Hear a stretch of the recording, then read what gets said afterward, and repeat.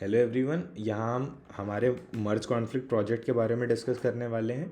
तो हमारा मर्ज conflict project था एक हमारी खुद की लैंग्वेज जिसका नाम है खेल ख़त्म।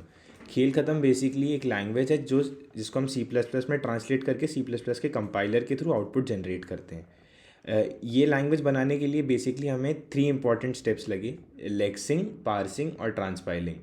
लेक्सिंग होता है कि आप इंपॉर्टेंट कीवर्ड्स देख के उसके करस्पॉन्डिंगली आप टोकन्स जनरेट करते हैं। इस प्रोसेस को हम लेक्सिंग कहते हैं। इस लेक्सिंग के थ्रू टोकन्स जनरेट करने के बाद हमने पार्सिंग के थ्रू AST जनरेट किया, एब्स्ट्रैक्ट सिंटेक्स ट्री। इसके थ्रू हम पूरे हमारे खेल ख़त्म की लैंग्वेज वाली कोड को इजीली ट्रैवर्स कर सकते हैं। ये पार्सिंग करने के बाद जो हमने AST मिली उसको हम ट्रांसपाइलिंग के थ्रू रिवर्स AST करके हमने AST से C++ कोड जनरेट कर दिया। इसको और इस सबको इम्प्लीमेंट करने के लिए हमने फ्लास्क के थ्रू एक सर्वर बनाया और उस सर्वर पर हमने सारी चीज़ें रखी हैं। अगर आपको खेल ख़त्म की लैंग्वेज लिखनी है कहीं, तो उसके लिए आप इस सर्वर पे आएंगे और यहाँ पे हमारा स्टार्टिंग पॉइंट होता है खेल शुरू। जैसा कि आप देख सकते हैं कि यहाँ पे ऑटोफिल का भी रेफरेंस है। तो अगर आप खेल शुरू लिखेंगे तो इसके बाद आपका प्रोग्राम स्टार्ट हो जाएगा। और अगर आप यहाँ पे ऐलान करो लिखेंगे तो आप कोई भी स्टेटमेंट प्रिंट कर सकते हैं, कोई भी स्टेटमेंट, कोई भी इंटीजर वैल्यू प्रिंट कर सकते हैं।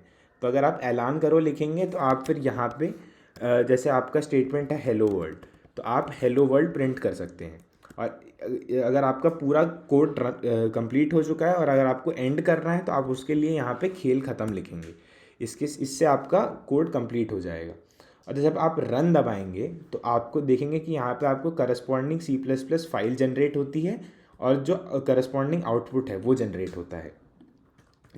अगर मैं दूसरा एग्जांपल दूं, तो अगर आपको कोई डेटा टाइप, कोई वेरिएबल्स डिक्लेयर करने हैं, तो आपको डिक्लेयर करने के लिए आपको कीवर्ड खिलाड़ी यूज़ करना है, जिससे कि आप उस कीवर्ड को डिक्लेयर कर सकते हैं और उसको फिर आप वैल्यू असाइन कर सकते हैं। जैसे कि यहाँ पे हमने खिलाड़ी A बराबर 10 करके A वेरिएबल को 10 वैल्यू अलॉट की है।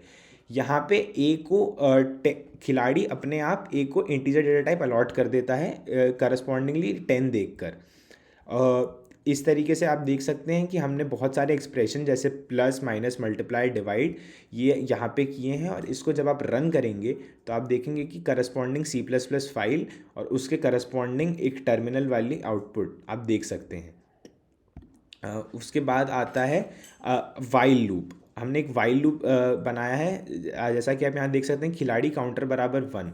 तो इसके थ्रू हम एक वाइल लूप रन कर रहे हैं जिस पे कंस्ट्रेंट्स लगाया कि काउंटर की मैक्सिमम वैल्यू 5 जा सकती है।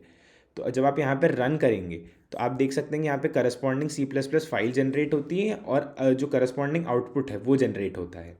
और अगर आपको इफ़ या एल स्टेटमेंट प्रिंट करना है तो हमारी लैंग्वेज में उसका सिंटेक्स आता है: इफ़ स्टेटमेंट प्रिंट करने के लिए फैसला और एल स्टेटमेंट प्रिंट करने के लिए नहीं तो अगर आपको, जैसा कि आप यहाँ देख सकते हैं कि हमने एक वाइल लूप चला रखा है जिसमें कंस्ट्रेंट है कि y लेस देन 15। तो अगर किसी भी पॉइंट पे x और y की वैल्यू बराबर आती है तो हम x बराबर y स्टेटमेंट प्रिंट करते हैं, नहीं तो हम कंटिन्यू स्टेटमेंट प्रिंट करते हैं।